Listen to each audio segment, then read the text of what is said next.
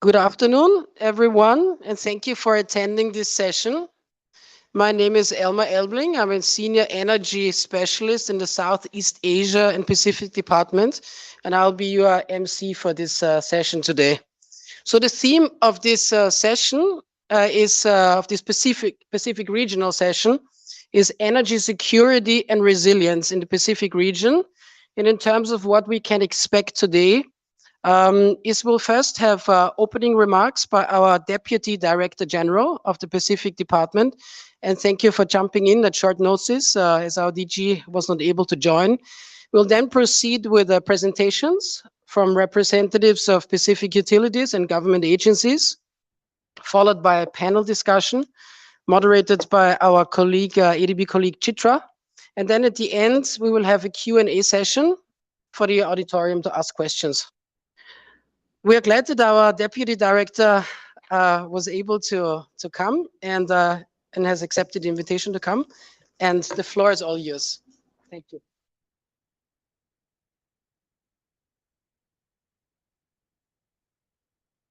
Distinguished guests, ladies and gentlemen, it is my pleasure to welcome you all to the Pacific Regional Session with the theme of energy security and the resilience in the Pacific region. Apologies that our Director General, Ms. Emma Bebe, cannot join today's session. She spent 3 days in Papua New Guinea. She came back and a bit ill. Probably she enjoyed the trip too much and she's not really managed to come. I'm a new Pacific Region's Deputy Director General, just assumed the office a few weeks ago. But I'm not a stranger in the Pacific. I spent 3 years in the South Pacific office in Fiji. And so I'm very happy to come back to work with you in the Pacific Islands. So this session today provides a platform to exchange ideas and share experiences from across the Pacific countries, which have been striving to enhance energy security and improve the power sector infrastructure for renewable energy integration and strengthen resilience against climate change disasters. As you know very well, energy security is a top priority in all Pacific developed member countries. Recent case and incidents in the Samoa, I'm not sure if we have a delegate from Samoan countries, remind us how important it is for the whole country. Stable and reliable energy supply at an affordable cost is necessary for schools and hospitals, and also for home lighting and the charging mobile phones. This is very important for everybody, and for hotels and the business. However, the countries in the Pacific region is also committed to the nationally determined contribution NDC and the renewable energy target. This requires rethinking of the power sector planning to bring in renewable energy investment, grid upgrading to accommodate the intermittent and viable renewable energy through transmission network strengthening, and also the storage capacity development, and adopting the digital technologies to efficiently operate the grid system. The energy transition is important to reduce high dependency on the fossil fuel-based power generation, improving the resilience against externally supply shock, especially important for the Pacific DMCs. And also I underscore the importance of the transition because the fossil fuel is especially expensive in the Pacific Islands. As a long-standing and committed development partner in the Pacific, the Asian Development Bank has been supporting the Pacific DMCs in addressing various investment requirements.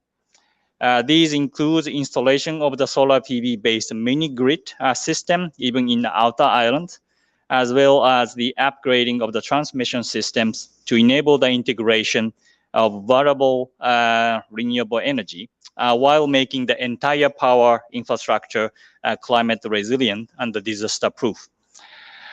ADB has also been working with the government to improve the policy and the regulatory environment in the Pacific. We have worked closely with the government and other stakeholders in establishing the independent regulators, reviewing the tariff determination mechanisms, improving the policy and the regulation for private sector participation, and the developing sector master plans and identifying the priority investment. So we believe, however, that the ADB, together with other development partners and the private sector, importantly, can do more to support Pacific DMCs in attaining high level of energy security and the resilience while achieving their carbon neutrality and the renewable energy target in the long run. In this regard, today's session is an invaluable opportunity for us to better understand the challenges faced by the Pacific DMCs, both imminent and also the long run, and their investment requirement, which the development community can collectively address. We are very fortunate today to have a number of distinguished speakers and the panelists who have kindly agreed to share their insight on how the Pacific countries can address energy transition. During this program, we will hear 4 case study presentations by Energy Ministry, regulator, and utilities from Solomon Islands, PNG, Fiji, and Tonga, who will share their experiences with energy security and the resilience, followed by the panel discussion comprised of the panels from PNG, RMI, and Samoa, and the Palau to discuss the way forward to Pacific DMCs to advance energy transition. Thank you again for agreeing to come here. I hope we will have fruitful discussion today that can lead to new ideas, partnership, and investment opportunities across the Pacific and other sub-regions. Thank you very much.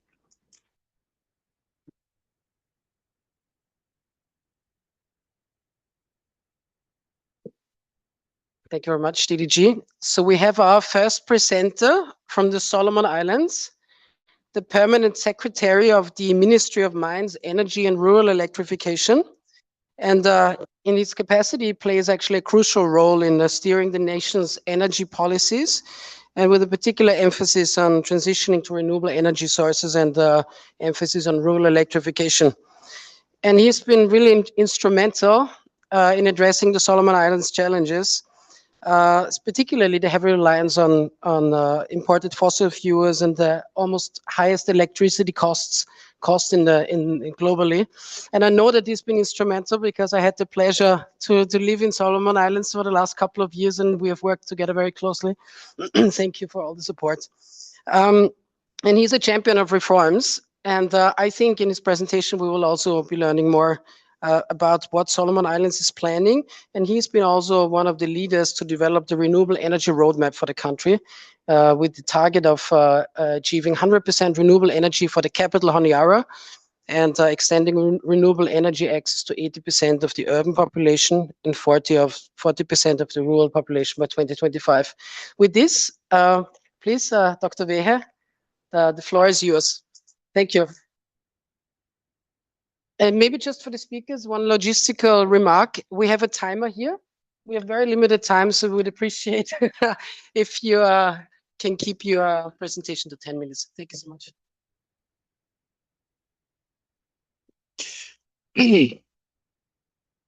Thank you. Thank you very much, MC Elma. It's indeed a pleasure to come and share some experiences here. I acknowledge the presence of our Deputy Director, ADB. I won't take much of your time, but in this presentation, it's basically outlining the current status, challenges, and reform agenda of energy, security, and resilience in the Solomon Islands, with a specific focus on both urban and rural electrification, renewable energy integration, and sector governance. Ladies and gentlemen, I was here 2 years ago, and I'm here again. It's very, very important that we come and discuss issues surrounding energy security and resilience. And the question I wish to pose for us who are gathered here as Pacific Islanders: why are you here and why am I here? Do we continue to have these forums, or we make a change to be champions in energy? Key highlights I wish to discuss in here is I don't know how to use this, but yeah, with the geographical setting we have, there's always a challenge in there. And in our electricity sector, I wish to just highlight few areas. The current electricity sector landscape in the Solomons, as you probably know, we have a utility, a single utility, Solomon Power, that is vertically integrated, state-owned electricity utility. The capacity and access, we have a total installed capacity of almost 36 megawatt, 32 for Honiara and 4 in the provinces. It is indeed a challenge for us, especially having to know that we buy the highest tariff in electricity in the world, something like 80 cents a kilowatt hour. Despite the challenge, as you know, when there is a challenge, there is always opportunity. And I think and I believe that this is the opportunity, so that we could come with our utility to share and listen to you on how you go about addressing these issues, especially on the energy security. It's important, and I don't want to go one by one on the challenges and of course the mitigation measures, but these are areas that you probably want to read while we go. But I'm just highlighting a few areas that I want you to take on board. In the urban energy security in Honiara, there is an expansion of renewables with 15 megawatt Tina Hydro project that we are trying to have, and it's been coming for almost 10 years for us now. We thank you, ADB, for your support in making sure that these projects moved, but at the same time, please help us to active it with other lenders. Our target in the energy urban energy security is 100% renewable by 2030 for Honiara grid. It's yet another big issue for us, ladies and gentlemen, to address rural energy security in the Solomons. Considering the scattered islands that we have, it's very, very important that we need to be strategically thinking. We cannot be operating business as usual. We need to change the way we think in addressing energy sector in the Pacific. There's new challenges that came up that we need to really look into. So our rural energy security target is for 100% renewable energy by 2050. Ongoing rollout of solar hybrid mini grids across several provinces, centers. We only achieve 5 megawatt combined. There are pilot projects which include solar rooftops for rural schools and public facilities, but we need more. Covering this, we only believe that if we could have institutional reforms that are already ongoing, appropriately, we can potentially electrify Solomon Islands. So our electricity sector planning agency in our ministry is working really hard to enable us to have a proper environment for PPP and of course for independent electricity regulator to manage licensing, tariff setting and performance. As at the moment, we have a regulator who is the utility themselves. So we are also prioritizing areas in legal structure, and we are embarking on policy reforms. Our national grid code adopted by our cabinet to define grid access standards, unbundling of power sector to allow independent power producers. This is something that we wish to let you know, that we are doing what we can to enable IPPs in Solomon Islands. And for those that you think that you can tackle the issue with us, please, you are welcome. And come to Solomons if you are looking for opportunities. We are ready and we will facilitate you. A strategic way forward for us is to promote private sector participation. I cannot emphasize more, but we need private sector driven energy projects. Potential restructuring of Solomon Power, our utility, to create a dedicated rural electrification entity is something that we are also looking at. Strengthening community benefit sharing schemes as a way forward to enable us to have access to land is also a priority. In conclusions, ladies and gentlemen, the Solomon Islands needs you to embark with us on an ambitious reform-driven transition towards universal access to affordable, reliable, and sustainable electricity.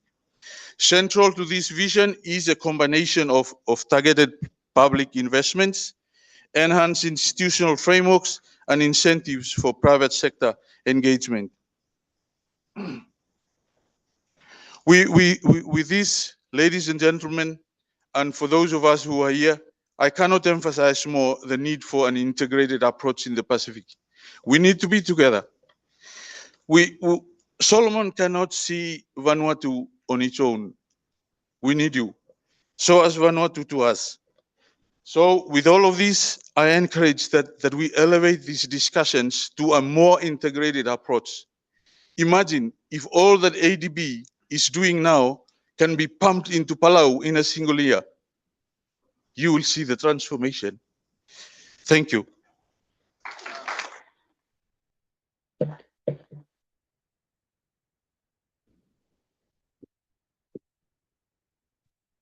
Thank you, PS. This was really sharp and succinct and exactly on time. And I think we can say that PS ADB is there all the way with you. We are by your side, and we are happy to help more. Next presentation will be by Mr. Ronald Meketa. He is the Managing Director of the National Energy Authority, and at the same time is also the focal point of an array of international agencies, such as the APEC Energy Working Group. He's also the focal point for the International Renewable Energy Agency, International Solar Alliance, Global Geothermal Energy Alliance, and also the chair of the Pacific Senior Energy Officials Meeting. And he has worked extensively in Australia and PNG, also in the mining, specifically in the mining and oil gas industry, and has a career that spans over 2 decades. With this, he's also the board member of the Mineral Resources Development Company, not to forget it. With this, I would like to request Mr. Meketa to take the stage. The floor is yours. Thank you.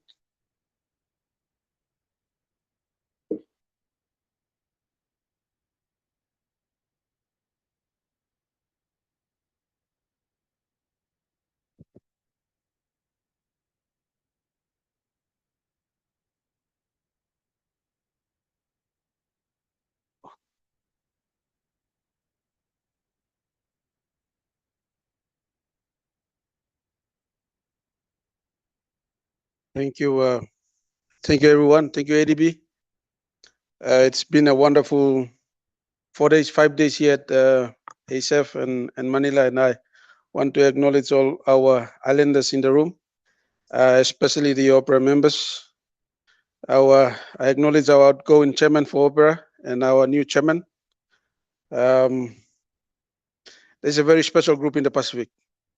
You can't do anything in the Pacific without the Opera membership and the team endorsing your projects. But of course, that's where I'm directing ADB into that space. Chris, I think I'm a bit shorter than you, so the mic is, I have to bring it down. So yeah, it's already 4 p.m. I won't keep you guys long between me and the next presenter, but Pacific as a region is a small state, as they used to say, but we're big in ocean. One very important agenda that came up today when ADB is doing the 2021 policy review, CCU and CCS, there's carbon capture, storage and utilization. So we got the biggest carbon storage as our climate activities is to put in the Pacific. So don't look further than the Pacific. All right, Papua New Guinea it's in the Pacific, but we share land mass with Indonesia. It's just walking distance. We're 4 kilometers from the nearest island in Australia. Low tide you can walk across. But our connectivity is just under 20%. So 20% of the country is connected. That means 80% yet to be connected, living in rural areas since time immemorial. So it's a challenge on us as a country and a challenge to our partners and all stakeholders, especially bilaterals, multilaterals, development partners, private investors, and leaders in the region, especially in the ASEAN, in the Pacific, and also in the APEC community as well. So a lot needs to be done in that space in PNG as well. And share the same sentiments as Solomon Islands and rest of the islands. We're not that big. Our energy demand is just under, if you look at the few islands, it's just under 20 or 30 megawatt. For PNG, probably the biggest we have for one grid is 200 megawatt. It's not 1,000 gigawatt or 1 gigawatt or 1,000 megawatt. So what we want to see is how do we challenge or channel those funding and grants that are available in meeting the energy market demand for respective island nations. It's not only the energy space. We got other sectors that we of course have to compete with, whether it's transport, shipping, other industries, but the sector-specific energy drives the economy of a country. So we want more priorities in the energy space.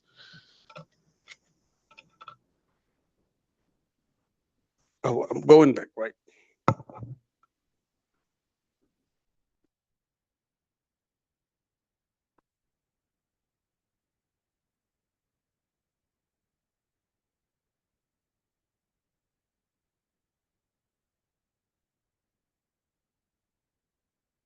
Initially, we were just like Solomon Islands before the authority came into place. So we have done a lot in the regulatory space to have our National Energy Authority set up. So this authority as a regulator in the energy space came about in 2021. Initially, we had our IPP, PPA, PNG Power as the operator and the regulator, just like in Solomon Island and other neighboring islands. So we realize that it is important to have an independent regulator with the right policy framework,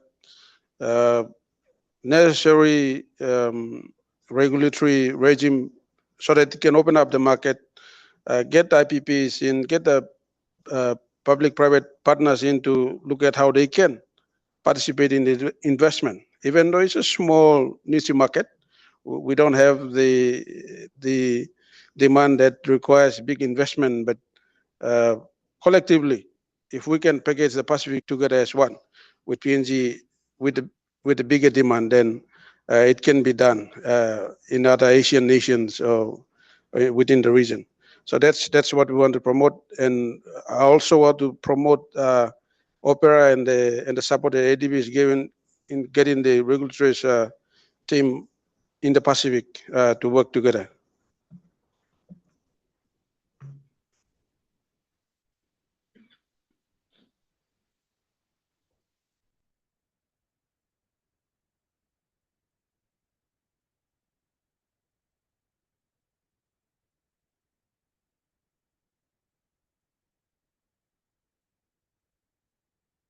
Oh, that's the only slides I have. I thought I got 11 slides.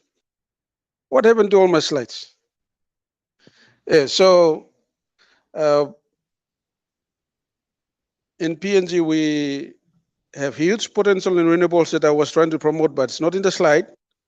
Our resource potential is equivalent to what it is compared to, in the region. In hydro, we host 2% of the world water volume. Papua New Guinea hosts 2%. There's more water volume in Papua New Guinea than in Philippines. We host one of the largest rainforests, apart from the Congo Basin and the Brazil, the Amazon Basin.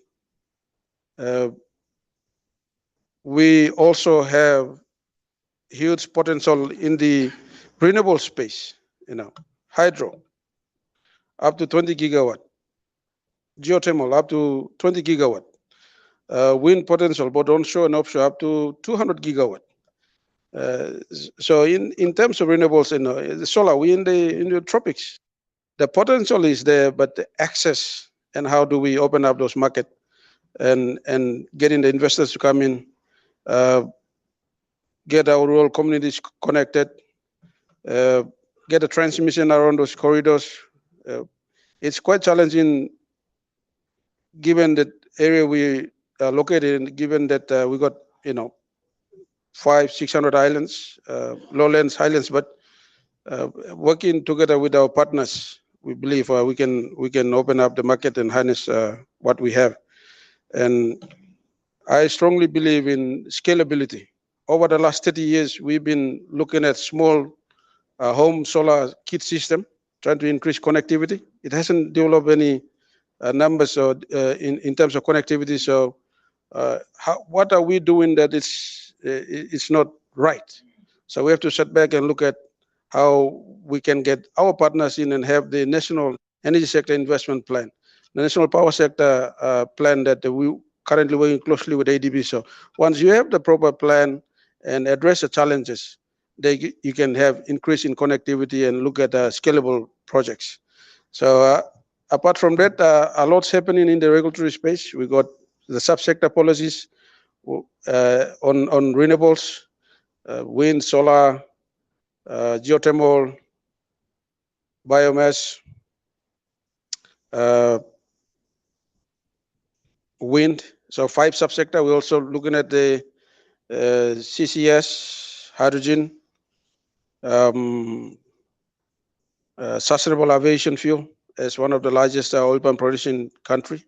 So Indonesia and Malaysia. Sustainable aviation, marine fuel, and of course aviation fuel. So two sustainable fuel we're looking at. Energy transition. We're getting our mines and petroleum companies. It's a small country, but we're one of the LNG producing country, and few big mines, especially copper, which is also a critical element. So we're getting those big mining and petroleum companies to line up and look at the decarbonization plan, carbon offset program. So if they looking at powering their own operations, that their choice should be renewables, the hydro, wind, the solar, hybrid. So those are the programs we're trying to work together with all stakeholders, with the government, private sector, multinational corporations. So we are aligning everyone, and we want to have a single master plan that everyone can fit over. Whether it's utility company, the mining companies, or our IPPs, and that's the direction we're moving into. We have realized that policies and regulations alone cannot be implemented. There's a few key points in the sector we make it into law. So by law, it's mandatory for companies and partners to come in and participate. So those are the sectors we're looking at. We are also issuing licenses to provincial and regional districts. So we're waiting on the national power company to connect the islands. It's taking time. We might wait for another 30, 40 years. So we're getting the provincial government and the district or the local islands authorities to run their own off-grid system. And by doing that, we increase the connectivity. So that's one of the areas that we address in terms of rural electrification of off-grid system. Solar with BESS is the easy way to go. There is a plug and play, but the long term we want to do a hybrid with a hydrogen or small-scale hydro.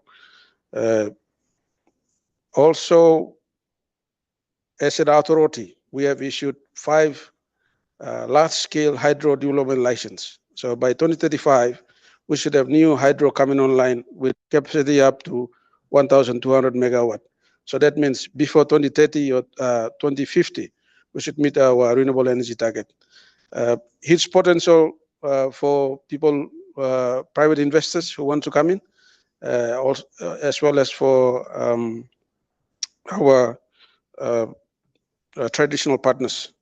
I think I'll stop here. Thank you. Thank you, everyone.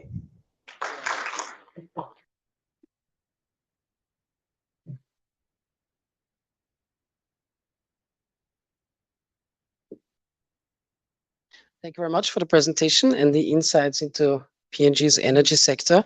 So may I ask, as a next speaker, I would like to introduce Mr. Andrew Kautoke. He's the Senior Manager for Strategic Planning, Business Development and Major Projects at Tonga Power Limited, TPL. And he supports the CEO, government ministries and development partners in advancing sustainable energy, the sustainable energy transition in order to achieve Tonga's long-term energy security and system resilience.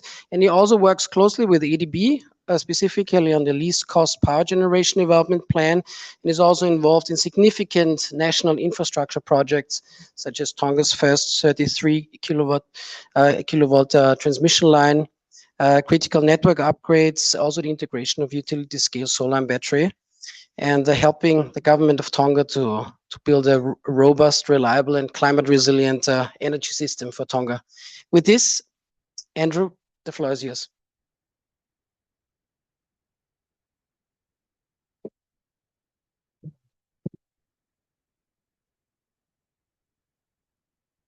Good afternoon, everyone.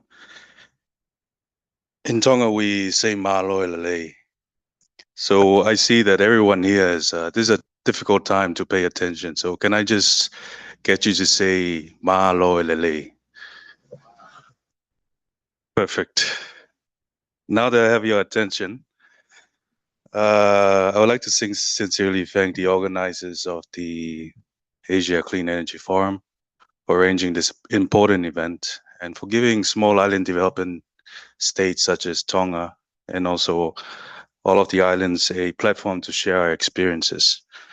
I also would like to acknowledge the presence of our Honorable Minister for Public Enterprises, Police and Fire and Emergency, Honorable Saya Piukala. Also joining him from the Tonga delegation is the CEO for the Ministry of Public Enterprise, Fotu. And there's also the opera chairman who is here. I think he's somewhere here in the crowd. Siamelie. Oh, it's a different chair right now. Sorry about that. And thank you, Deputy Director General, for making time, senior staff at the ADB, and also for preparing this event. I think during this 4 days of this event, you've seen all of the different challenges faced by different countries in different regions of Asia.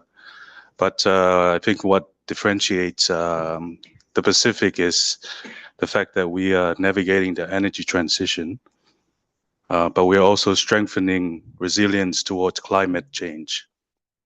So some of you may know that we are one of the most vulnerable regions to climate change.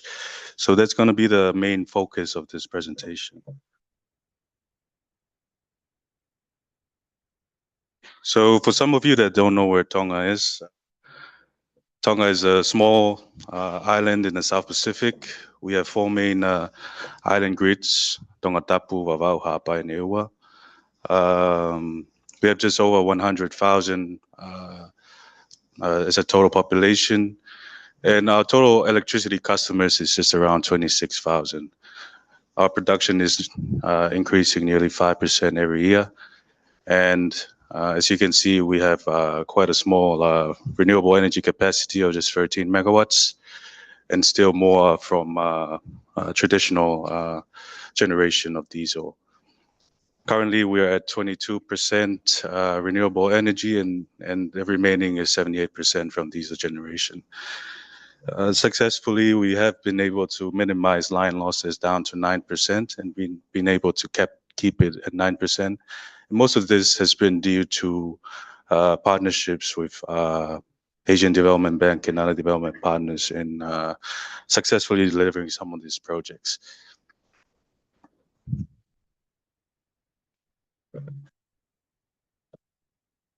So as I mentioned earlier, for Tonga, resilience is not optional. It's a necessity. Like many developing countries, we face familiar challenges of financing the transition to renewable energy, ensuring grid stability, and expanding energy access.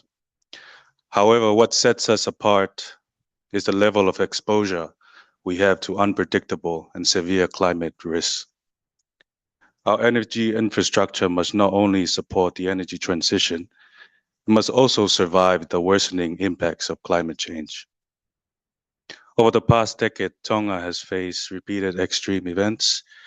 And as you can see in the screen, that's from the period of 2010 to 2025.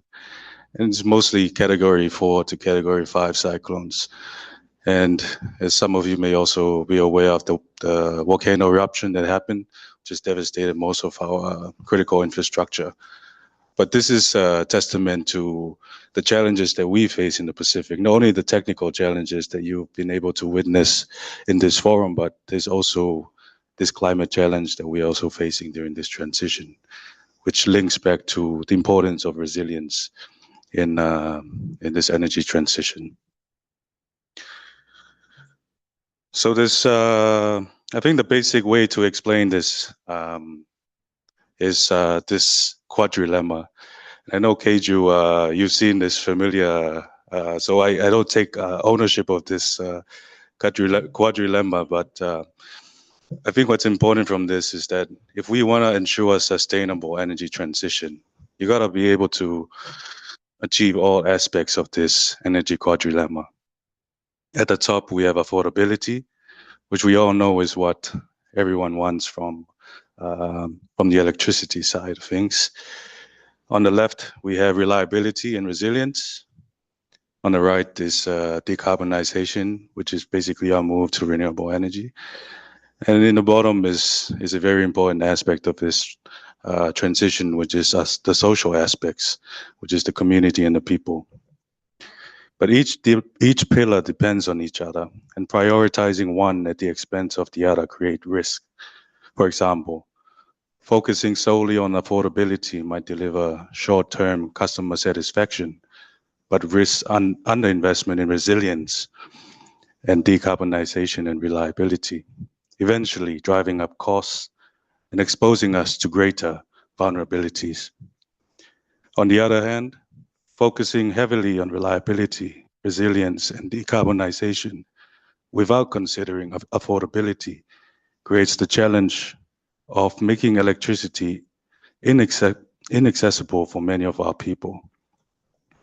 And lastly, without attention to the social pillar, without ensuring that the benefits of the transition are equitable, we risk leaving parts of our communities behind. This is the reality for Tonga and other small island developing states. The energy transition must be technically sound, economically viable, socially just, and climate resilient. You might beg to question, so how can we achieve all aspects of this sustainable transition? Does anyone here know the answer? That's right, it's money. So this is something that we all know. In order for us to achieve all aspects, our small island development states cannot achieve all aspects without having the financial backing. And who has the money? Correct. So that's why I've been advised by the CEO of Energy Fiji Limited that I got to thank ADB as much as possible in my presentation to get more funding. So thank you, ADB, for all of your support, for all of these projects. Because taking the jokes aside, our transition cannot happen without the financial backing of our development partners such as ADB.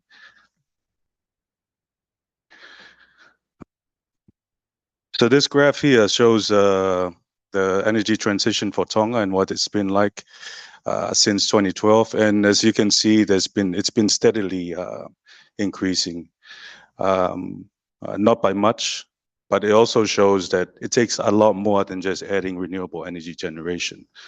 As you can see, when we added the batteries around 2021, we can see an increase in the renewable energy share. But what's important here, going back to financial backing, our diversifying into private investments in independent power producers, we need to go big to be able to sustainably manage the demand that will be coming in the next 5 to 10 years. So that's the major project that we're working on at the moment. It's integrating a 20 megawatt and 55 megawatt hour BESS. Alongside one of the projects that ADB is supporting us with is the upgrade of our transmission line, first ever 33 kV transmission line. I only have 1 minute, so I'm gonna keep this short. So this is basically a reflection of what happens when electricity is affordable. As you can see in the line at the top is the efficiency going downwards. This is mostly reflect underinvestment in the generation side of things. In the yellow line, we have the reliability. Reliability has been heavily increasing, mostly due to underinvestment in our traditional generation. As you can see, we reduced line losses down to 9%, and this is the success of all of our network upgrade projects. These are the key takeaways that I would like you to take away from this presentation. Number one, climate events experience is evident of the need for energy resilient infrastructure to ensure sustainability of the energy transition. A resilient energy future requires consistent management, not just renewable energy, but also your conventional generation. Ensuring green energy integration while maintaining diesel generation for grid stability and inertia. Strategic integration to ensure energy security and affordability. Renewable energy must outpace demand growth, which is why we are adding that much capacity in our projects.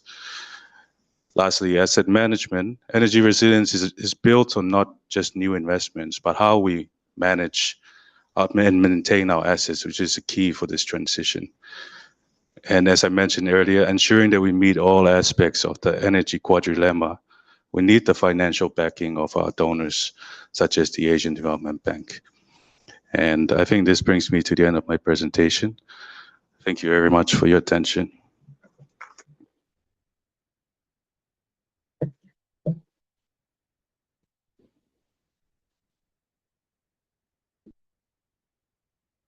Thank you, Andrew. And thank you for reminding us you need to go big, you need to have big ambition. And also asset management, I think this was a really important point that you mentioned, that we need to look after those assets that have been created. And last but not least, thank you also for reminding us that we are a financing institution and that we are providing the dollars that you might want to see. Oh, yeah. Okay, thank you for that. And with this, I would like to introduce briefly Mr. Fatiaki Gibson. He is a seasoned energy and infrastructure leader with over 30 years of experience across the Pacific's power and renewable energy sector. And throughout his career, he held key executive roles at the former Fiji Electricity Authority, which is nowadays the Energy Fiji Limited, EFL. And he was before general manager for major projects and project director. And but beyond this, beyond Fiji also, he has worked in strategic advisory roles with ADB, the World Bank, and also Pacific Island governments. And I also had the pleasure to previously work with Fatiaki, and it's really good to see you again. And supporting actually the development of more renewable energy. And since in 2024, he was appointed to the EFL board. And congratulations, since April 2025, you are CEO of EFL, and it's really good to have you here. It's always a pleasure to hear you talk and to hear you speak, and to have you share your wealth of experience with us. Thank you, Fatiaki, and please, the floor is yours.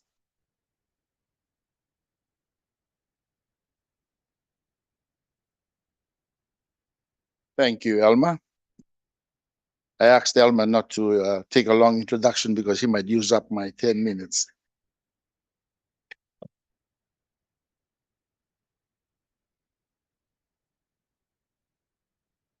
Oh, I gotta put it. Yeah, okay.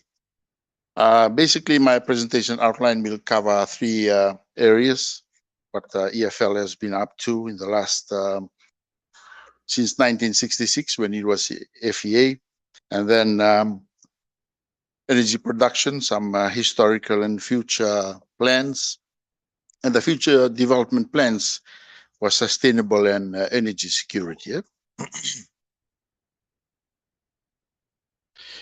Okay, this map here just covers EFL's mandate. We operate on 4 islands. The main island of Viti Levu, Vanua Levu, Tavioni, and Ovalau. We look after the electricity supply.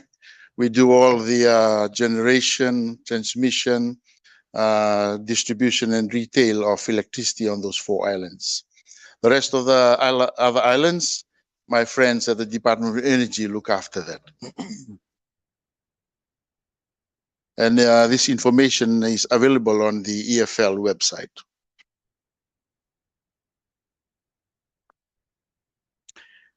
This is just some historical data of our production. It's also available on the website.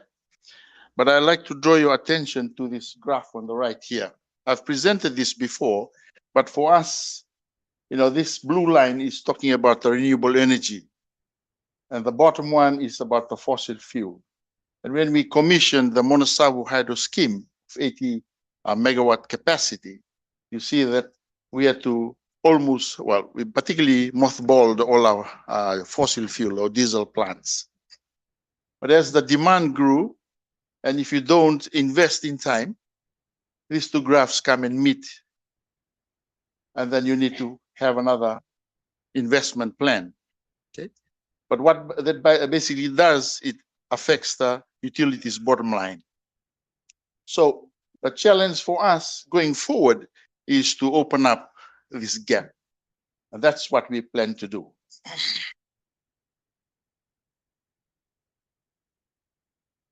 What's driving? We need to meet the growing demand. This black line is about a 5% annual growth in demand. These years here, as you can see, this is the impact of COVID, but then it starts to move up. I mean, we took a plan of average 5%, but in 2024, we experienced a 9% growth. And the other thing that surely my regulators will be very interested in is this green and yellow. You know, this is the renewable and IPP strategy, and encourage, you know, growth here and reduce the blue, which is really the fossil fuel. So on the side here, we've got some figures. We intend to increase 124 gigawatt hours of renewables and decrease about 199 gigawatt hours of fossil fuel generated power.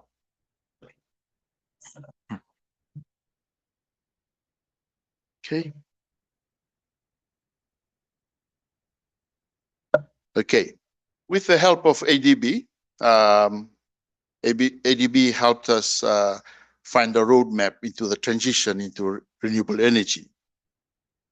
And in summary, this is the result of that work that ADB supported Energy Fiji Limited. Those 4 clusters are basically the clusters of solar energy development. And this is the sunny side of Viti Levu. I'm focusing on Viti Levu because the demand is in Viti Levu. Okay. And in the middle here is 2 potential hydro schemes that will be developed in parallel. For EFL, we want to develop the solar energy within the next 4 years. And in parallel, we will commence preparations of 2 hydro power stations, hydro schemes. But the load center is on this side of the island. So part of the study is to build transmission lines to evacuate the power from the generation sources to the load centers. Okay.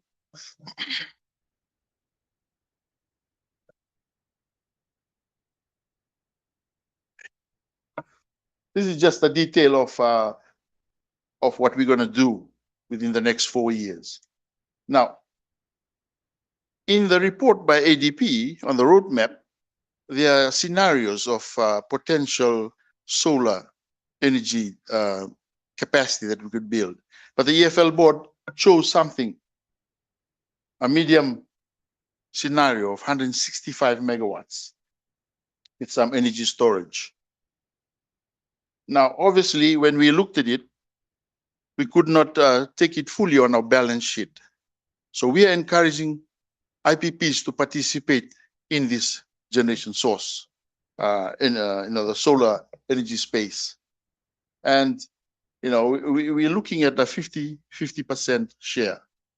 But obviously, if the independent power producers take 60 or even 70%, that's, better for EFL. And these are the other two hydro projects that we intend to develop also. The one that's first off the rank is this Watu Toko Toko hydropower scheme, and it has about 23 megawatts. Galiwana is about 25 megawatts. And in terms of where we are with the solar, I mean, we are talking to some IPP proponents, and we're looking at about 50% already ready to tick off the technical requirements. And that'll allow us to go into the commercial discussions with those IPP proponents. So for us, there's another 50% to secure so we can get to our 165 megawatt target. And then obviously this is the transmission I talked about. I mean, this is,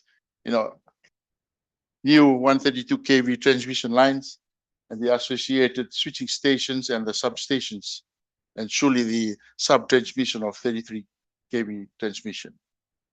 But also in our discussions with ADB, we emphasized that we didn't want to leave our systems and our people, because this development has to be done in a holistic approach. We cannot develop energy sources and exploit it without the capacity building, the systems to operate, integrate these various energy sources. So we will be working to upgrade our National Control Center and upgrade the capacity and the technical nous of our people who run those.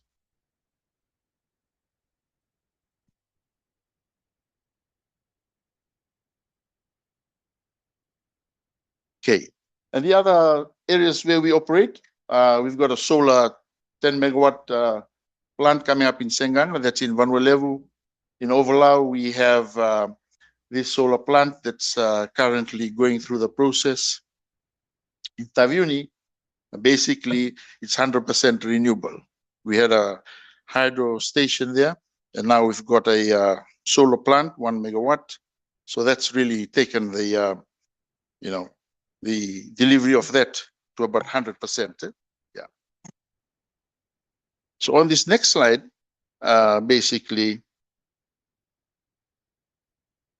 it just summarizes the investment that EFL will undertake within the next 4 to 5 years.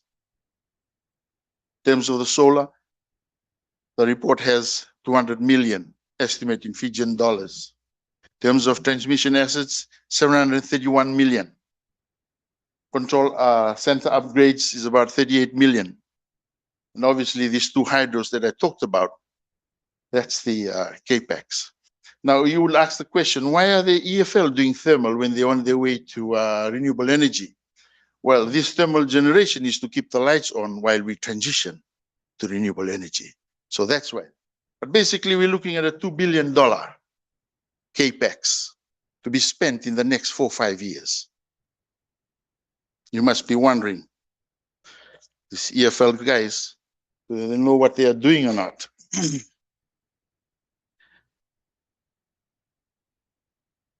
But this is our target. This is where we want to be in the next decade, starting from 2025. We want to be here. We got targets 60% by 2029, 90% renewable by 2035. We envisage that this will be the makeup of that.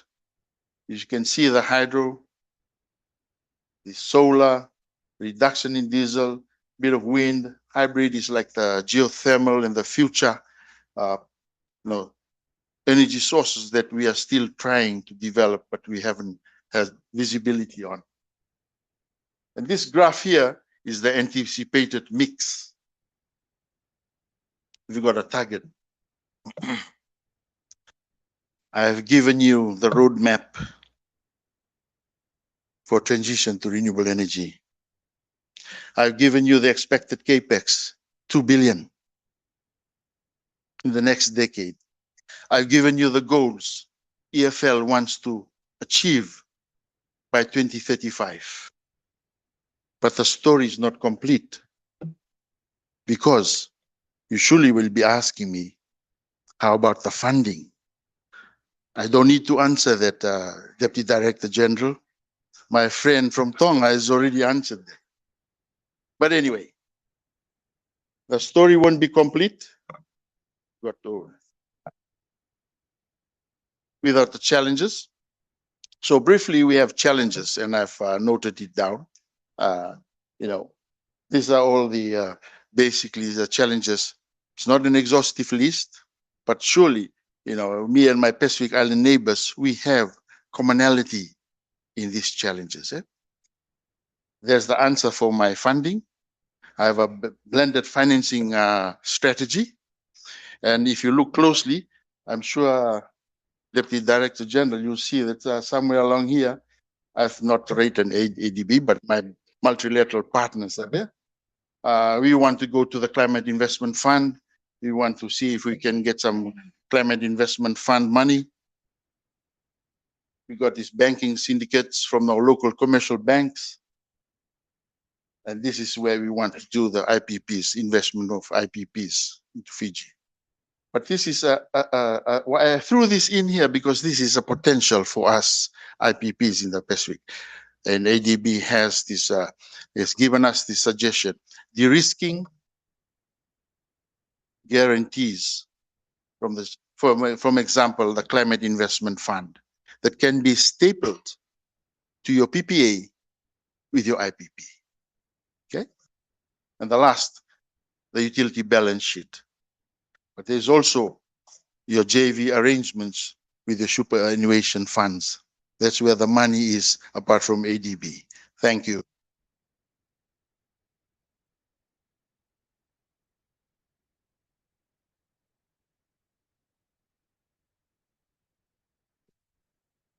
Thank you, Fatiaki. It's great to see your plans. Very ambitious, and I hope that the EDB can also play a role in supporting your renewable energy journey. That would be great. Okay, with this, we have completed our set of presenters. So we still have a second part of this session, which is a panel discussion with a different set of panelists. But if there are still questions to our presenters, please keep your questions, and towards the end of the session, we'll have a Q&A opportunity for you to ask questions to them as well. With this, I would like to ask the panelists to come up to me, and I would like to ask first Ms. Senikavika Giuta to come to the panel. Yeah, thank you. So she is the CEO of the Fijian Competition Consumer Commission, FCCC, with over 14 years of experience in legal and regulatory leadership. And she has before served as a magistrate and GM operations at FCCC, and her work focuses on consumer protection, good governance, and advancing gender equality and regulatory reforms. And she's also a champion and interested in energy resilience and sustainable infrastructure in the Pacific. Thank you. Next, we will ask Ms. Eden Yuel to come up to me. Thank you. She's currently the director of the Palau Energy and Water Administration within Palau's Ministry of Finance, and before she was manager of projects and quality improvement in one of the biggest project development businesses in Palau, and also acting chief and senior environmental health officer at the Ministry of Health. And she has extensive experience in governing the board of public utilities in Palau for almost 10 years, and also has an environmental compliance background, in addition to her skills in public administration and health management. Thank you for being with us. Then I would like to ask Mr. Chek Jongam to join us here. So he's the CEO of Marshall's Energy Company since 2016. And he is a champion in transforming the utility into a resilient, sustainable, and affordable operation. And he has been on the forefront of implementing critical projects such as the Energy and Transition Project, but also has developed Marshall Islands' first integrated resource and resilience plan, and creating a pathway to more renewable energy in Marshall Islands with large-scale projects such as a 12-megawatt solar project with energy storage. And while he's focusing on the energy transition, I really liked, and I want to also quote this motto of yours, which I really like. He says in his bio, converting from imported diesel to local renewable energy isn't just about efficiency. It's about preserving the Marshall Islands for generations to come. I liked it really. Thank you. Thank you for joining us. And last but not least, we have Mr. Chris Fruan. He's the Chief Engineer and Manager of the Quality Assurance and Development Division at the Electric Power Corporation of Samoa. And he has served there for over 9 years, and he leads actually EPC's energy transition efforts and overseeing renewable energy generation, integration with BESS, battery energy storage. And he's also key architect of the EPC Energy Transition Master Plan, 2024 to 2034. And yeah, thank you for the panelists for being with us today. And I would also like to invite our very own Chitra, a senior energy specialist, to join us here, and she will be moderating this panel. Please, Chitra.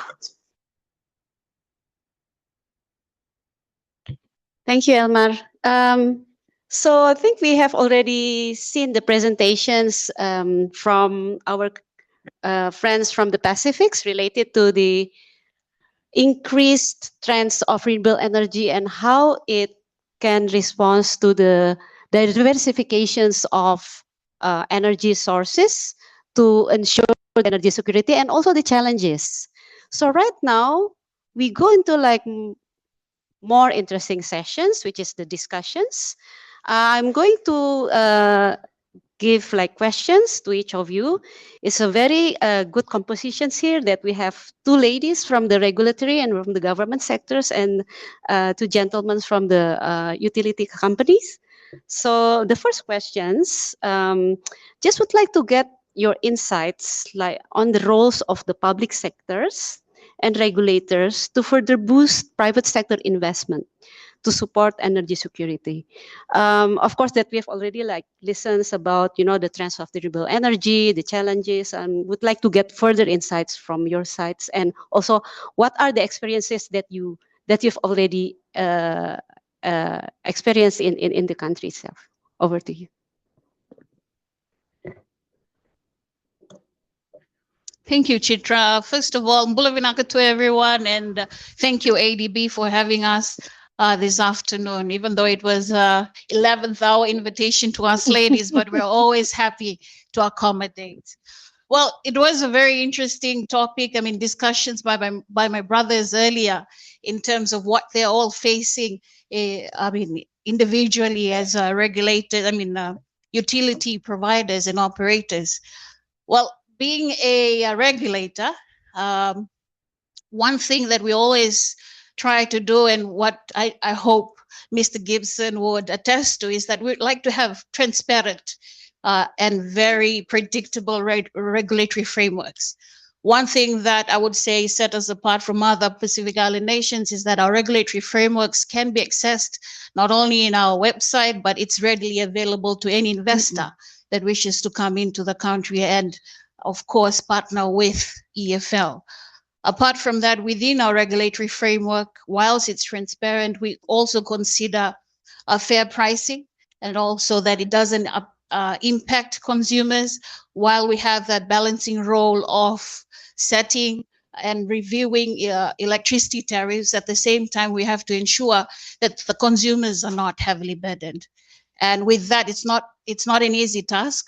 We also have to do very across the country consultations. So consultations is very important, not only with the government, but with also specific sector groups and also consumers at large. So with us, to me, it's all about transparency and also ensuring that the mechanisms for regulatory frameworks are readily available. And if it comes to electricity tariffs, the operators know what are the parameters of the tariffs, what do we look at? Do we look at cost efficiency, sustainability, and of course, security in the energy sector? So, I mean, that's mine from Fiji. Miss Eden.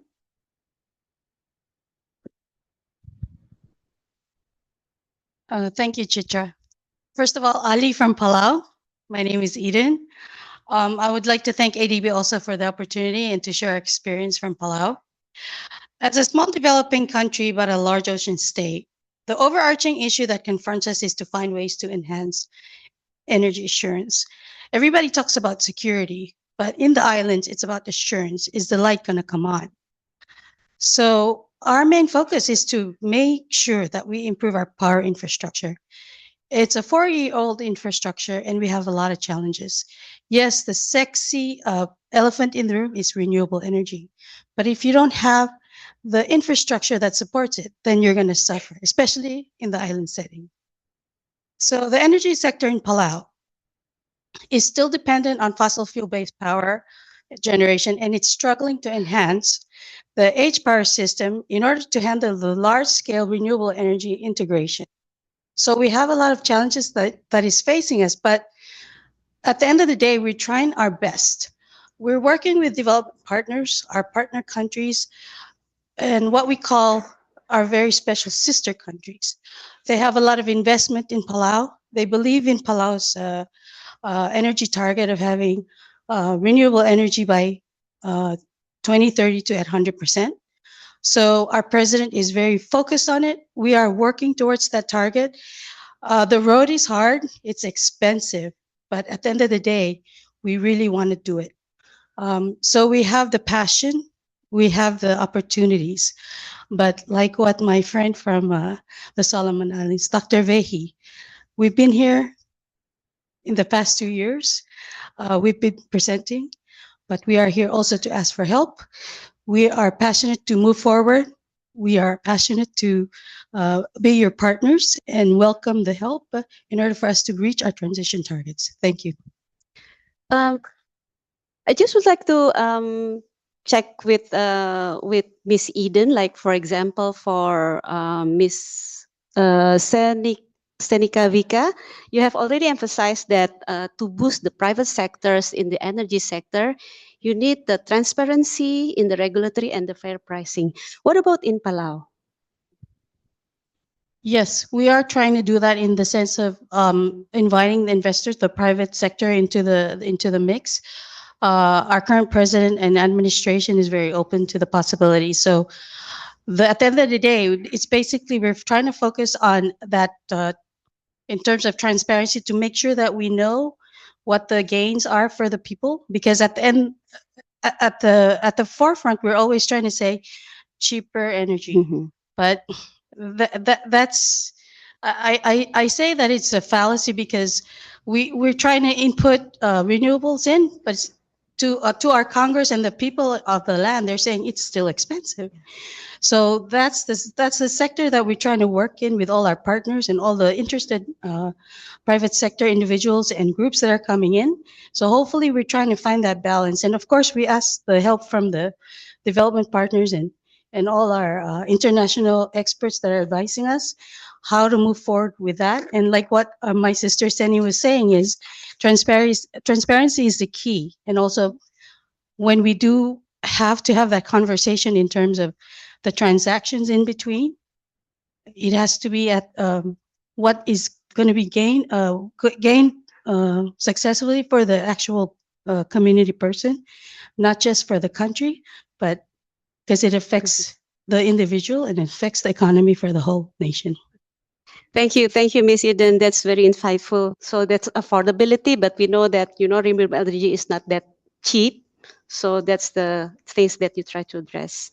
Now to Miss Jack and also Chris, the same questions, but now it's from the insights of the executing implementer, you as like a company, energy company and utilities.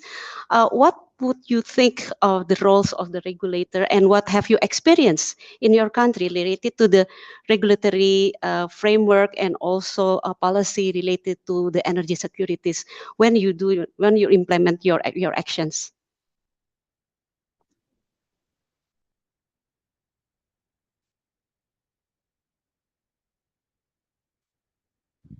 Hello. What they said earlier, I 100% completely agree with. So for MEC, if you want to attract private investment, the private sector has to build that foundation. And I believe that, how do you do that? You have to build confidence in your government, your stakeholders, your community. And with MEC, I've learned that we've done 3 things so far that has allowed that confidence to build. One of them, of course, is to provide clarity on our regulatory framework.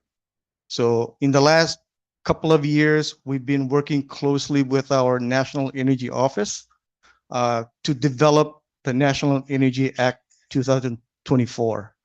That one has gone through an extensive public consultation process and now is waiting legislative approval, which we hope will be introduced to our parliament in August of this year. The other thing is, of course, we have to be transparent with our pricing. And with the partnership of the ADB, we were able to create a new tariff that's more transparent than what we had before. Our last tariff was developed back in 2009. So just recently, we got cabinet approval to implement a two-tier tariff, which is very transparent. It's the base rate is based on our audit report for the last fiscal year. And then, of course, the fuel component is based on what we actually cost to bring in the fuel. So providing that transparency built confidence, with our consumers, especially with our private business partners.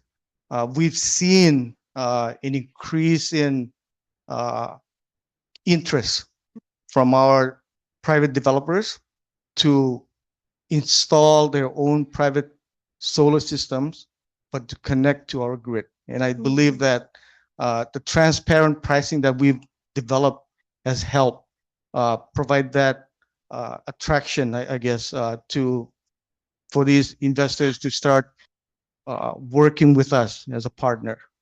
And then, of course, the last one was, we just had to provide, we had to look into our own house. We had to fix it. We cannot provide confidence in our stakeholders, in our government, if our house is a mess. So we needed to upgrade our institutional capacity. We're hiring, we had probably 1 or 2 engineers in our entire staff. Just the last less than 2 years, we're hiring 8 more engineers. Even though they're young engineers, but we're upgrading our technical staff to be able to provide the necessary skill set that we need to be able to respond to the new technologies, what we want to do as far as trying to accept more renewable energy into our grid. And I'm happy to say that from these 8 engineers, 5 of them are female engineers. So we are trying to encourage more female Females. into our workforce. So hopefully that'll work. Yeah. Thank you. Thank you. Thank you so much, Ajitanti. Definitely second the views from my fellow panelists. I'll just add 2 more layers on to that with some integral components from a utility perspective. First of all, is having a long-term coherent plan. We've been developing our master plan very recently, very closely with the ADB team to the finest detail. They're very good at doing that. And we're aligning our IPP integrations very closely with the actual grid constraints, forecasted demands, and all the other factors involved there. I think that's really important moving forward and in providing confidence to the private sector. Secondly, as well, this is a very specific concept, but something that's been very, it's been mentioned a lot this week, and that's with bilateral guarantees or sovereign guarantees. We're working very closely with the ADB team to develop applicable structures or alternatives to the Pacific. I think it's a very unique challenge in the Pacific, but something that's also very important in attracting good quality private investors in the Pacific. Thanks. Thank you. So in addition to that, transparency, pricing, long-term planning is very important. Okay. Second questions. Now we go to like the resilient, to how to address the resilience related to the to the climate change, because as we know that the Pacific countries are very vulnerable to the climate change and disasters. What do you think about the existing gaps, or maybe like the future gaps, to support your country in addressing the resilience in energy sectors, particularly in the power sector? Thank you, Chitra. So in terms of promoting climate resilience in the energy systems for Fiji, well, Fiji's exposure, like all my other island counterparts, is that the exposure to cyclones and sea level rises demands resilient energy planning. So FCCC incorporates a climate risk into its regulatory decisions, including infrastructure approvals and licensing conditions. So we actively support investment in hybrid and off-grid systems for outer islands, enhancing both climate resilience and energy access.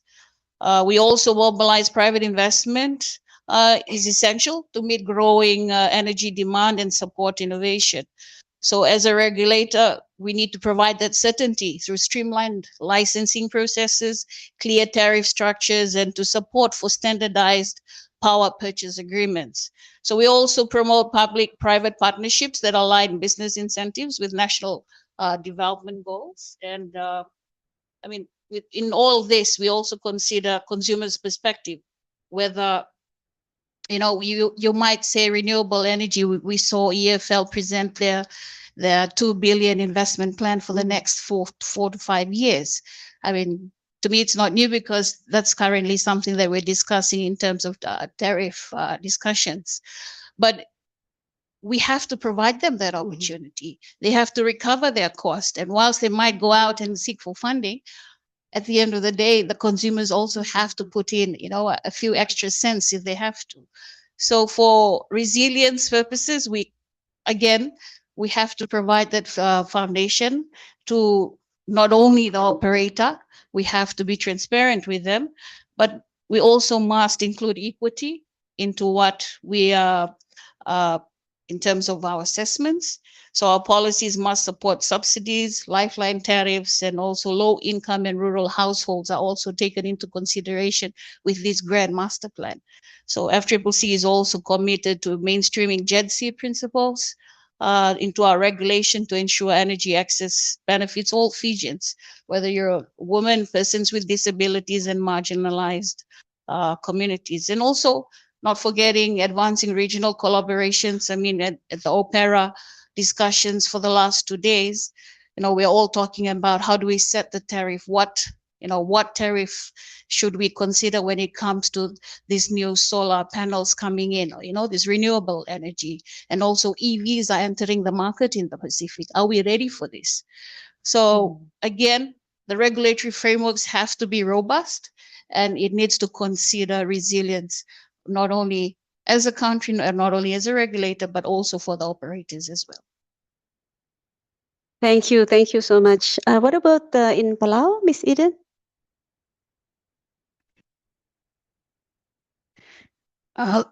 Sorry, I have the flu. But as my sister Senia is also saying, it's the regulatory frameworks that's very important.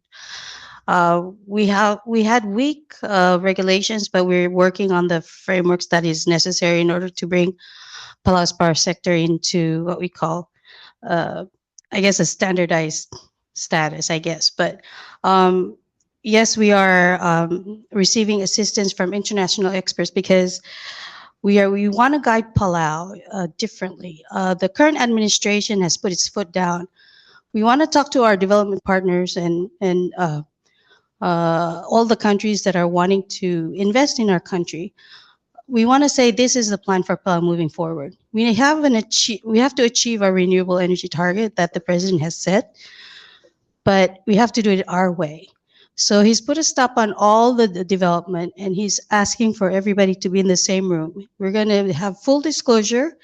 We're going to show like what's happening with from partner to partner, and then we're going to say how to address, I guess, specific projects in order to achieve our goal.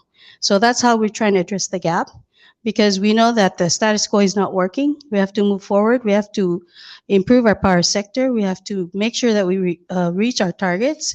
So this is the way forward for Palau currently. Okay. So. Thank you. And what about Jack and Chris? What are your activities in addressing the gaps related to the resilience in the power sector? So for us, resilience doesn't mean addressing your aging infrastructure. We need to accept that the future of energy is completely different, and we need to prepare for it. I'm going to mention it again. Through the partnership of ADB, we've developed an integrated resource and resilience plan that provides that has forecast that our demand on the main island of in the Marshall Islands will grow from 9.5 megawatts to about 16.7 megawatts in the next decade.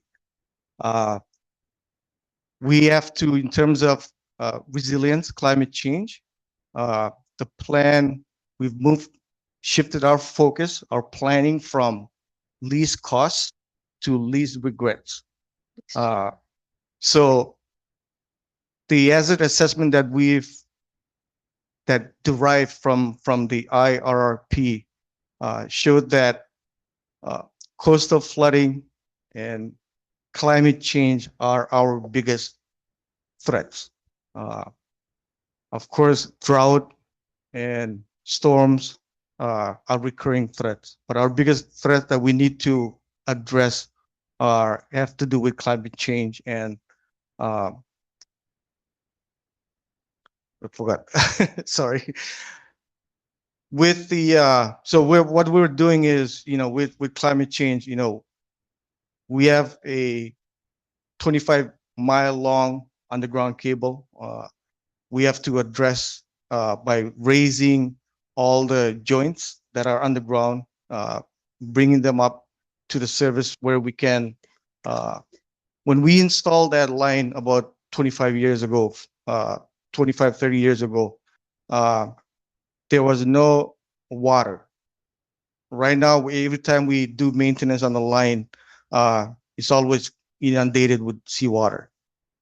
So we need to raise those joints to be able to address, to respond to climate change.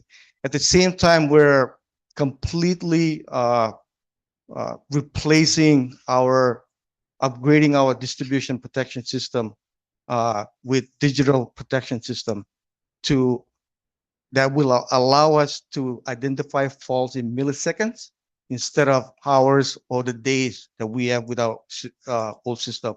I don't want to take too much time because I know we're running out. I want to keep my colleague. Yeah, sorry. Thank Yeah. you. Chris? Thank you, Jack. Yeah, absolutely. Again, second the viewpoints from our fellow panelists. We just came out of a recent energy crisis in Samoa. I like to say we're still in it, to be honest. The crisis basically further emphasized that technical resilience and institutional agility are basically two sides of the same coin. Technically, the limitations are there. Our fossil fuel or thermal capacity is not up to par. We have control systems that cannot really integrate further renewable energy generation. I don't want to say Samoa's biggest gap is technology. I don't want to say the biggest gap is also financing. I think those things are still accessible. The biggest gap in Samoa, I believe, is the miscoordination or the lack of coordination of the various systems involved. We have a utility that works on a 10-year vision. The project procurements follow the donor timelines, and control and dispatch of the grid is on an hourly basis. And none of these three things speak to each other fast enough. And so moving forward, we think that synchronization of planning horizons will be very important. Thanks.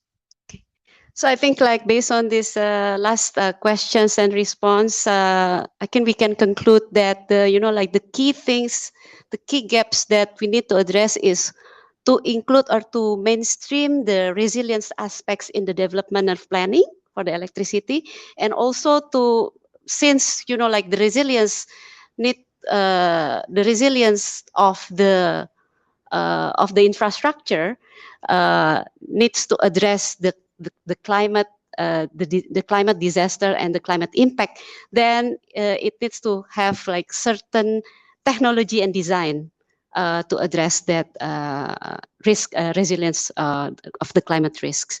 And also what have been emphasized by Chris, coordinations among the key stakeholders are also like very important. I think maybe we can close the panel sessions, but please stay first. I just would like to ask maybe like 1 or 2 questions from the audience.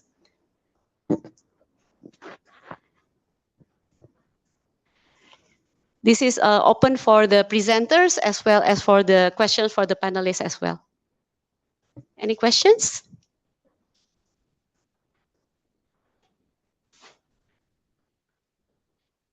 Okay, can you say mention your name and your affiliation first? Hi, I'm Leilani from Samoa, from the Ministry of Finance.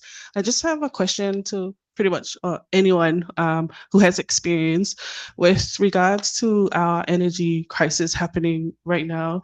I would just like to know if there's any Pacific country that has tapped into national adaptation funding, mainly because we now know that asset management is a very important area that we need to address to go into a sustainable energy transition. And mostly energy sectors are usually framed under climate mitigation, and we're never really under the adaptation side. I would just like to ask if any country has any experience in framing the energy sector under that area so we can, have energy security. Thank you. Maybe Miss Eden or Miss Senica? It's a good thing that Director Energy from Fiji is also here. But from what I've experienced is that we do have it in our national development plans, and these are goals that are not set in isolation by the ministries, but we work towards it not only by the utility providers, but with the regulators. I can't really answer per se to the issue, but it is something that we do include in our national development plans. Does it address your questions? Thank you. Any further questions?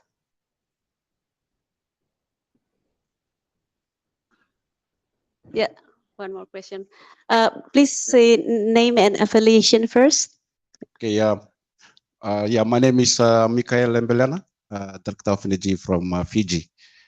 My question, maybe it's a general one just in terms of, I've seen the presentation and even the discussion today, it's more focusing in terms of the investment to support the transition. I believe for us Pacific Island countries, our vulnerability to the impacts of climate change cannot be overstated. It's been the core of the discussion. But in terms of our recovery, is there any facility, maybe with ADB or any other multilateral banks in terms of insurance cover? Insurance coverage. No, this is something that we are it's really a big challenge to us, for us in terms of our recovery or rehabilitation work in the aftermath of cyclones.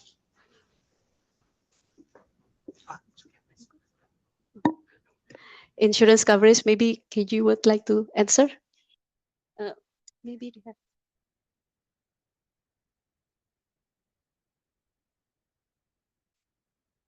Thank you. Keju from the ADB, working in the energy sector. So this is a big issue. I think we are discussing this at the country government level on contingent liability, support. And then when there's a disaster hit, we can set in a financing product that the funds can be released to help to recover from the damage of the disaster. So that's usually applied for the public buildings and the infrastructure and so forth. But the same concept should be applied to the private sector asset as well. Insurance industry in the Pacific hasn't been as matured or sophisticated enough, and then this is an area that should be looked at. It's a difficult area, and then if you bring in the private sector without proper regulation, the fees will be very high, and then you might have to think again, whether we want to insure, and that's the problem. So there are different approaches to disaster recovery. One thing we can do regionally, and this is something that we need to discuss further, is about, for example, having a certain stock of spare parts and then other inventories of equipment, so that once we hit one country, that could be shared in a quickly and timely manner. And there's different approaches to disaster recovery. And then, if there's any further discussion you'd like to have, happy to do so. And then this is not from just the energy sector team, our finance team, and then our disaster climate change, and then disaster response team. I think they're quite keen to discuss these matters. So happy to discuss these matters. Yeah, thank you.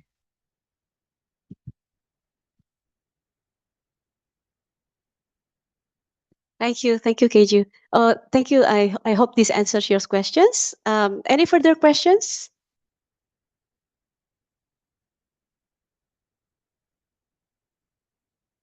Your name and affiliation first. Salafalava, yeah, my name is Cicely Fasao. I'm from Samoa, representing our government.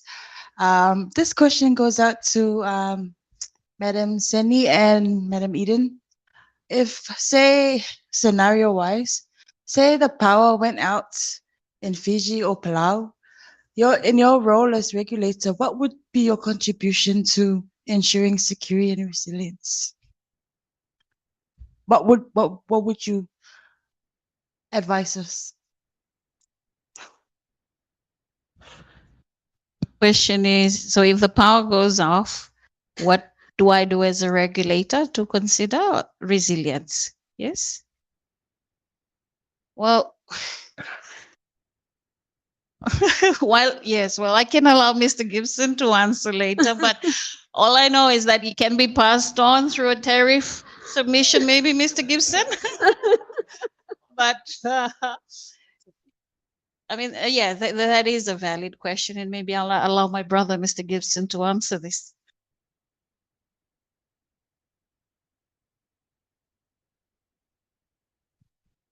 I think my sister from Samoa, your question is, I hear your question, but maybe there's another question that you're asking the regulator. I guess in the Samoan context, because of their current, challenges they are facing. But I heard that you had a tariff slash a few years back. Well, to answer the first question, to build resilience, you must look after your aging assets.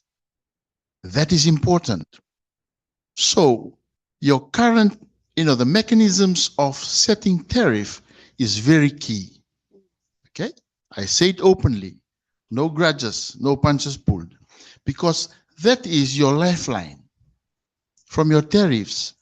I mean, we all want to make sure that the tariff is transparent, affordable, but at the end of the day, when the lights go off, your customers are unhappy because they are so used to, and the expectation has grown that when you flick that switch, you want the light to come on.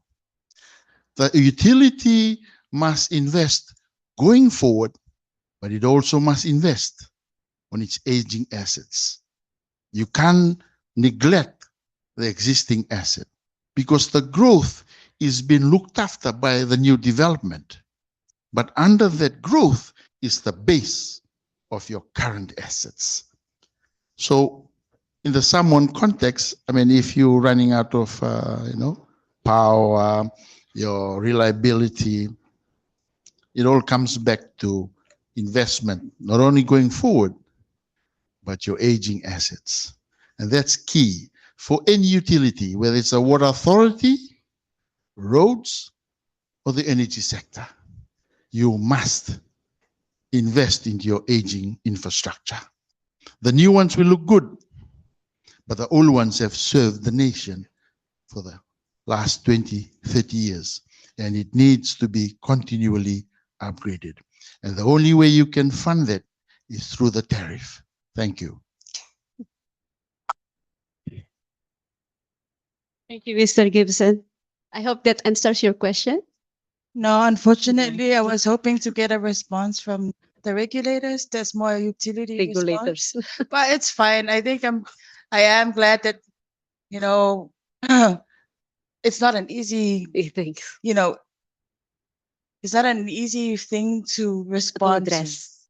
So even Fiji and Palau would probably have a difficult, time determining what to do as regulators. Thank you.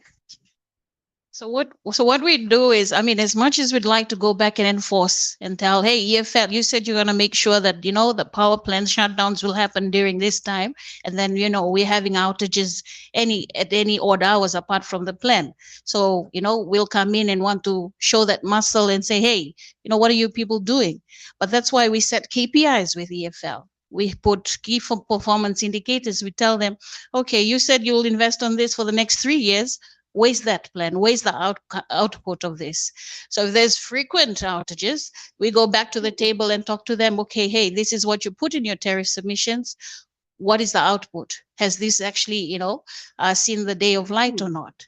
So from a regulator's perspective, as much as you want to go down and hit them with sport fines and penalties and tell them you're not doing what you're supposed to do, we also have to be, you have to work in collaboration with them. Realistic. I mean, that's what I'm just trying to emphasize. Basically needs to be realistic and necessary. Okay, so thank you. So maybe like one more questions. One more question. Any further question? Oh, Thank you. Thank you for the opportunity, and thank you to all the presenters and the panelists. I think we've heard a lot of questions from the countries, but my name is Maria Millet. I'm the Regional Cooperation Specialist for the Pacific in the Asian Development Bank. I've heard, like in a lot of the presentations, discussing the commonalities in terms of challenges that the Pacific faces. And one of the, the mechanism that we try to advocate for is how can we address it as a region, right? And we try to come up, as specialists, we try to come up with the answers ourselves. But I thought since we have all these people from the region in the room, like what are some of the opportunities that you would like to tell us of how we could address some of these challenges as a region? And that's something I'm very interested in hearing from you about. Thank you. Okay.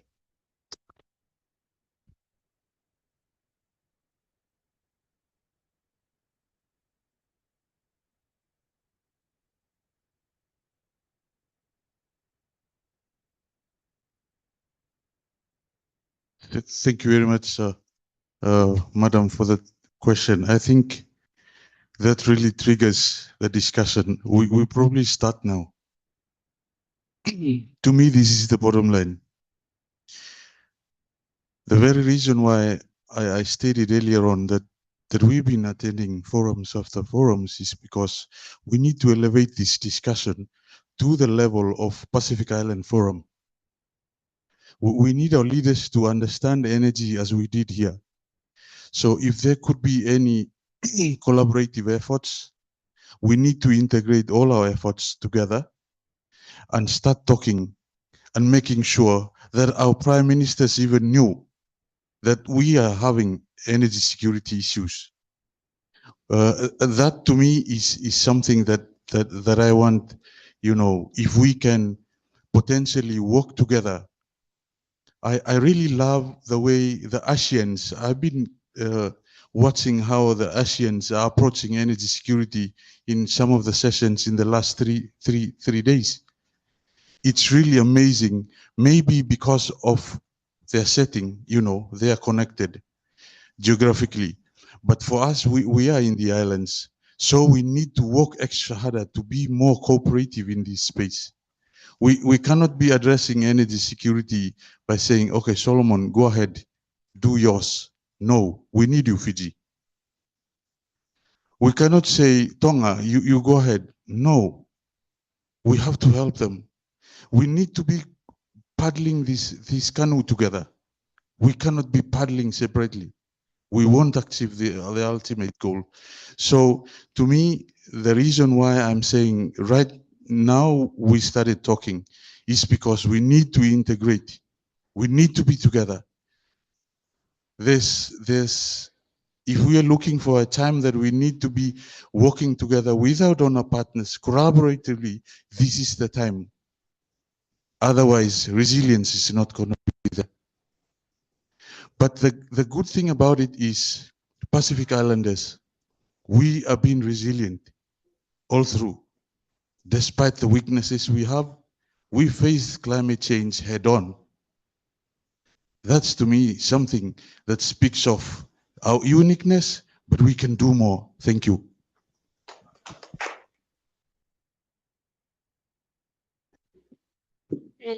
Any answers maybe from the panel? No?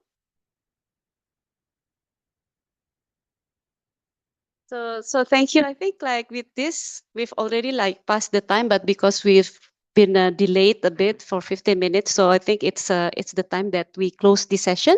Thank you so much, distinguished panelists, for your sharing and knowledge